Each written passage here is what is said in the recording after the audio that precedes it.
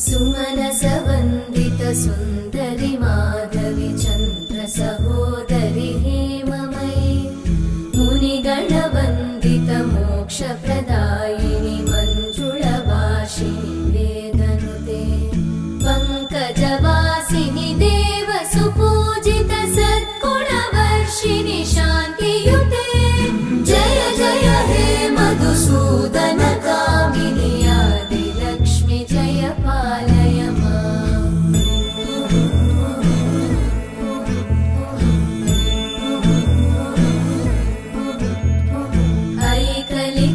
ऐकलिकल्मषनाशिनि कामिनि